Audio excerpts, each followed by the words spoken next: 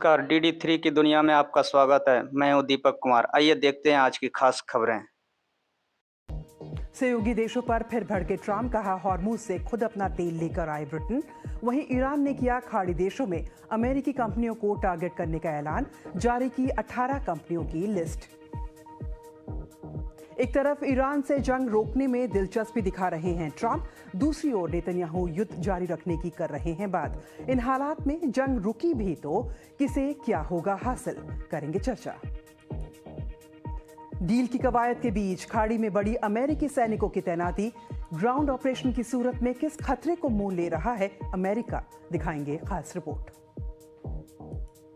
Iran जंग को लेकर क्या ट्रंप को अब भी हासिल है अपने वोटर बेस का समर्थन, जानेंगे अमेरिका से स्पेशल रिपोर्ट में। जारी किया हिट लिस्ट, अमेरिका ने अपने सहयोगी देशों से आलोचना की, खासकर ब्रिटेन से कहा। उनका कहना है कि ब्रिटेन ने उस काम में शामिल होने से इनकार कर दिया जो कि ईरान में नेतृत्व बदलने की कार्रवाई थी। ट्रुथ सोशल पर लिखते हुए उन्होंने चेतावनी दी कि अब आपको खुद लड़ना सीखना होगा, अमेरिका अब आपकी मदद के लिए नहीं आएगा, ठीक वैसे जैसे आप हमारे लिए नहीं आए थे। स्ट्रेट ऑफ हार्मोन्स में फंसा तेल खुद निकाल कर आए।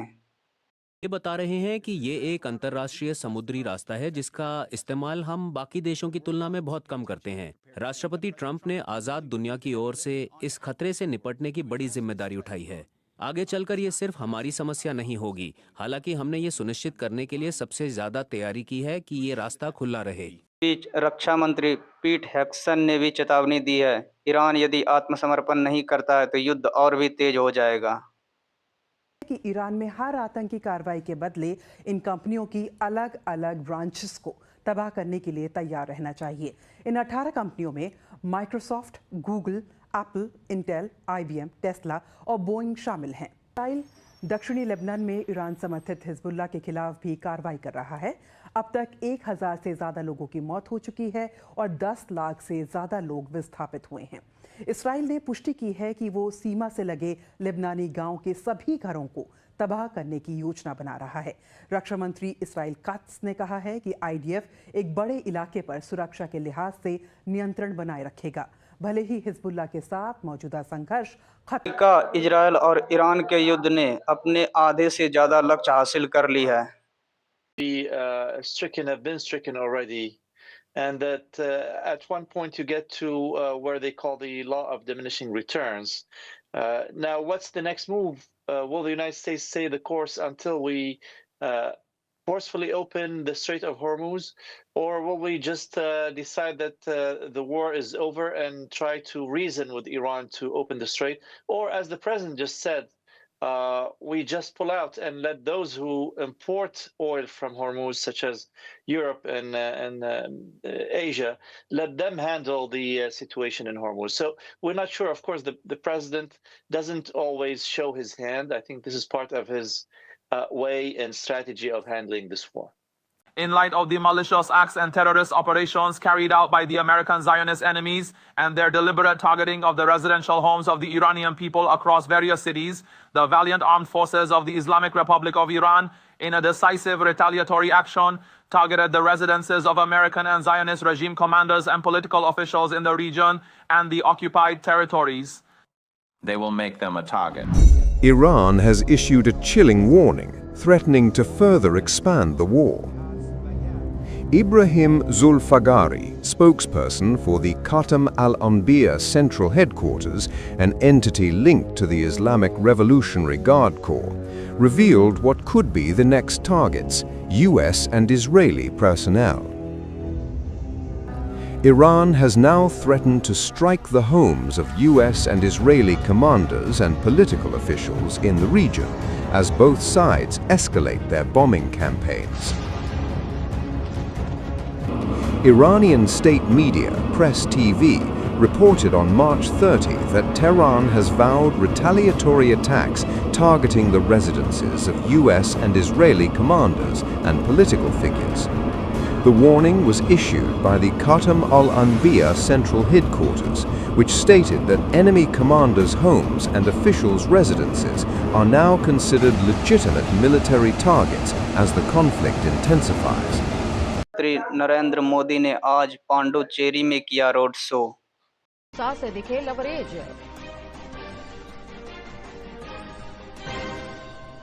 कल बिहार आएंगे उपराष्ट्रपति सीपी राधाकृष्णन। पश्चिम चंपारण के भितिहरवा में आयोजित कार्यक्रम में लेंगे भाग।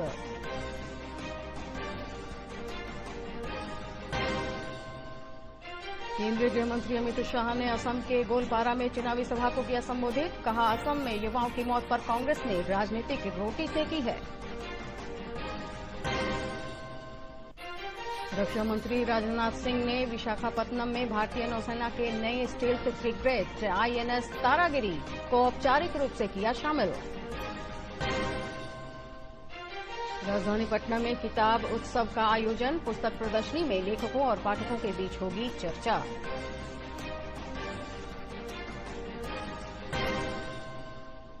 और मुख्यमंत्री नीतीश कुमार ने दी लोगों को गुड फ्राइडे की बधाई और शुभकामनाएं।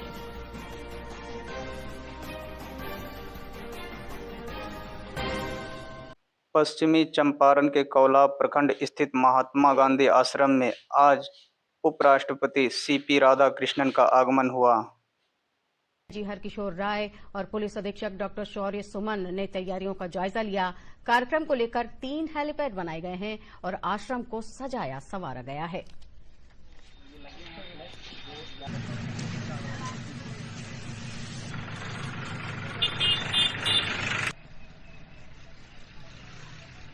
अप्रैल को पश्चिम चंपारण जिला के भितिहरवा में गांधी आश्रम में माननीय उपराष्ट्रपति महोदय का आगमन प्रस्तावित है, तो उसी से संबंधित तैयारियों का जायजा लेने के लिए मेरे द्वारा और एसपी के द्वारा आज विजिट किया गया है और साथ ही सभी दंडाधिकारी और पुलिस पदाधिकारी को उनके जो भी दायित्व है विधि व्यवस्था से संबंधित तो उसके बारे में ब्रीफ किया गया है।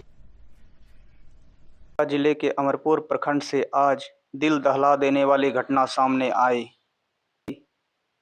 टू भरको मार्ग में एक मिट्टी लदे ट्रैक्टर ने बाइक सवार को टक्कर मार दी, जिससे युवक की मौके पर ही मौत हो गई।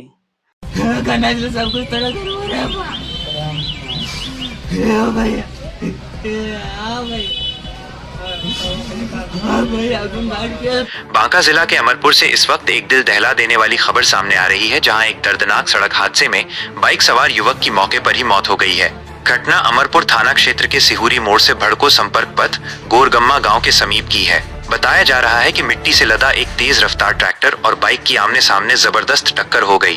टक्कर इतनी भीषण थी कि बाइक चला रहे युवक की घटना स्थल पर ही मौत हो गई। मृतक की पहचान शंभूगंज थाना क्षेत्र के चौतरा गांव निवासी कारू यादव के पुत्र विभाष यादव के रूप में हुई है। मृतक के भाई हिमांशु यादव ने बताया कि दोनों भाई इलाज कराने अमरपुर आए थे और वापस लौटने के दौरान ये दर्दनाक हादसा हो गया।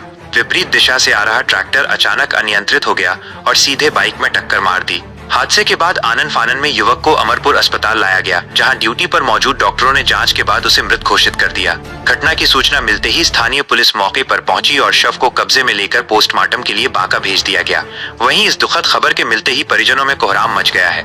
पूरा गाँव गम और सदमे में डूबा हुआ है। एक बार फिर यह हादसा सड़क सुरक्षा और तेज रफ्तार के खतरों पर बड़ा सवाल खड़ा करता है।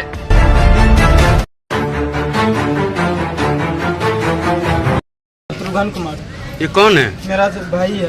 क्या नाम है इनका? विभाष कुमार यादव। घर कहाँ हुआ? चौतरा। कहाँ पड़ता है? शंभूगंज थाना का। शंभूगंज थाना में। कैसे क्या घटना हो गई? हम तो घर में था, ये दोनों था साथ में, घर से आ रहा था, पता नहीं क्या हुआ। अच्छा, साथ में थे आप? मेरा नाम हिमांशु कुमार है। ये कौन है आपके? मेरा भाई है। अपना भाई है? हाँ। पिता का क्या नाम हुआ? कारू यादव। कैसे क्या हो गया? आप साथ में थे? 20 की स्पीड में मोटरसाइकिल था, 100 की स्पीड में टक्कर था। मोड़ पे वो संभाल में पाया, बस मोटरसाइकिल मार के धक्का जिसके अगला चक्का था। कहाँ पे घटना हुआ? गोरगम्मा में। गोरगम्मा के पास हुआ? अच्छा, आप लोग कहाँ से आ रहे थे? डॉक्टर के पास अमरपुर से घर जा रहे थे। अमरपुर से घर जा रहे थे? और ट्रैक्टर किधर से आ रहा था? अमरपुर गोरगम्मा से गाँव से जा रहा था भड़को के तरफ। तो आज के बुलेटिन में इतना ही। अब मुझे दीजिए इजाज़त। नमस्कार।